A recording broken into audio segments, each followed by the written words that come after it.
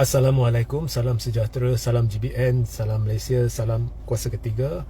So jika audio jelas boleh tolong maklumkan seperti biasa ya, sebab shadow ban ni dia memang teruk ya pada zaman ni.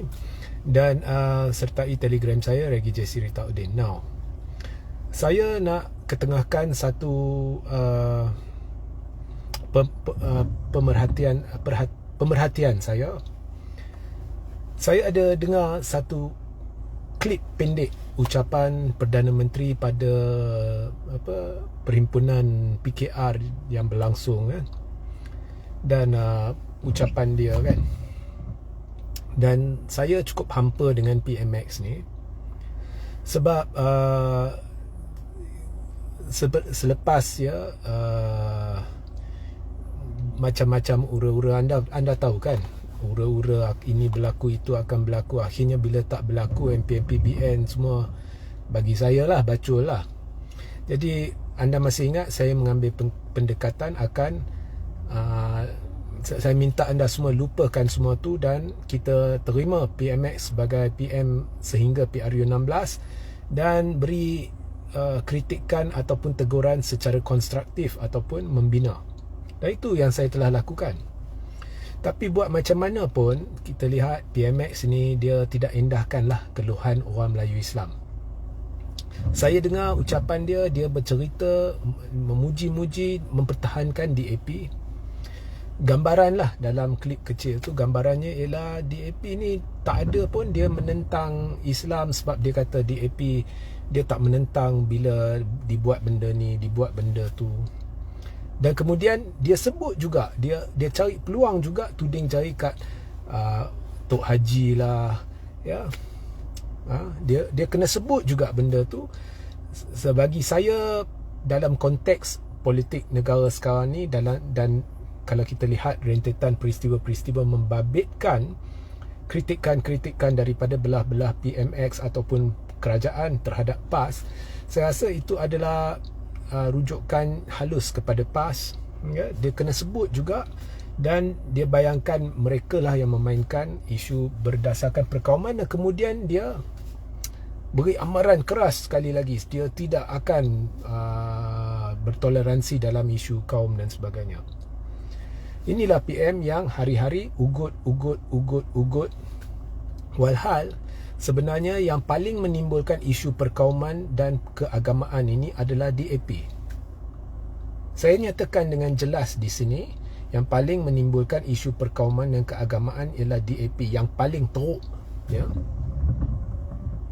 Kita ada banyak contoh jelas terang lagi bersuluh yang boleh disertakan sebagai bukti jika PMX nak. Jika PMX nak berdiri dengan saya atas satu pentas dan berdebat isu ni, di mana saya ketengahkan bukti bahawa isu perkauman dimain-mainkan paling banyak, paling tajam, paling berbisa, paling beracun oleh DAP, saya akan hadir dengan rela tanpa meletakkan syarat. Kita ada kenyataan Lim Kit Siang, kita ada kenyataan anak dia yang cukup beracun, tajam dan memang bersifat anti-Melayu, anti-Islam, bersempadankan Islamofobia. Kita ada kenyataan yang dikeluarkan oleh seorang pemimpin DAP ataupun ahli DAP yang telah hadir atas satu pentas di dalam ceramah yang dihadiri oleh Anthony Locke waktu kempen, malah itu pentas Anthony Locke, di mana kata-kata yang tidak pernah, kalau di negara ni tak terfikir orang Cina, seorang Cina boleh mengeluarkan kata-kata itu yang betul-betul menghina, beracun, berbisa ya. Cerita pasal fikir kemaluan potong, oh ini adalah parti ini ke apakah ya. Dan kemudian Anthony Locke sekadar cuba menutup benda tu tanpa meminta maaf, malah beri alasan itu bukannya, itu orang biasa ya. Itu pentas Anthony Locke tu. Ada kenyataan rasis berbau anti-Islam oleh adun Selangor, berhubung arak lah, lihat kilang arak pas mabuk ke apa ke, macam-macam ya. Semua dia tutup mata, sebelah mata. Belah-belah PAS pula, belah-belah Tun Mahathir pula bila memperjuangkan nasib orang Melayu Islam yang bukan satu kesalahan, mereka main-mainkan dan jadikannya isu perkauman. Sebenarnya terlalu banyak contoh bila kita sebut DAP ni, dari penubuhan dia sehingga sekarang berdasarkan kenyataan-kenyataan ni, dia tidak ubah, tidak lari, ada mempamerkan sifat anti-Islam, anti-Melayu dan sebagainya. Ya. So saya you know, you have said this many time, you have ugut many time. So dalam proses kita cuba menjadi pengkritik atau orang yang menegur secara bertanggungjawab ni, dia perlu ada give and take, dan PM pun perlu main peranan, jumpa di tengah jalan dan cari penyelesaian, dan berhenti menuding jari begitu sahaja dan mengambil pendekatan baru, bukannya tolak ke tepi kesalahan dalam kerajaan.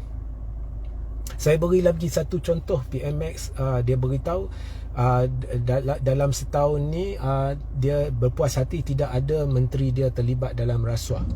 Habis, adakah itu bermakna PMX sudah pun membuat agensi-agensi sudah pun menyelesaikan siasatan terhadap LCS dan tiba-tiba tidak ada kesalahan yang dilakukan oleh Zaid Hamidi? Kita ambil satu contoh tu je cukup. So PMX ni ada masalah, dia fikir rakyat percaya dia, dan dia lemas di dalam pemikiran ini, dan disebabkan itu dia dah tersasar dari kebenaran, landasan kebenaran. Dia tidak tahu apa sebenarnya, yang reality sebenarnya on the ground. Sebab itu bila ada pusat kajian keluarkan hasil tinjauan yang menunjukkan populariti dia menjunam, dia beri alasan yang tak masuk akal.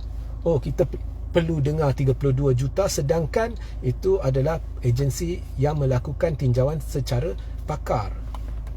Ya. Dan dia tidak boleh terima reality. Ya, so it's no surprise lah. Dia tenggelam di dalam pemikiran dia, dalam halusinasi dia, dan dia fikir orang percaya semua benda ni, dan dia tidak sedar. Walaupun dia berkempen 9 bulan sebelum PRN, PH jatuh lagi, BN jatuh lagi berbanding PRU 15. 9 bulan berkempen, prestasi itu sebenarnya menunjukkan sesuatu, bahawa the PM does not have his finger on the pulse of the nation. Dia sudah tersasar jauh dari landasan kebenaran. So hampalah. Dia tidak mendengar keluhan. Kita tidak boleh bekerjasama dengan dia. Ya. So saya harap dia berhenti duduk fikir dan pertimbangkanlah apa yang saya ceritakan ni. Ya. So sehingga kita berjumpa di lain masa. Assalamualaikum, salam sejahtera, salam GBN, salam Malaysia, salam kuasa ketiga.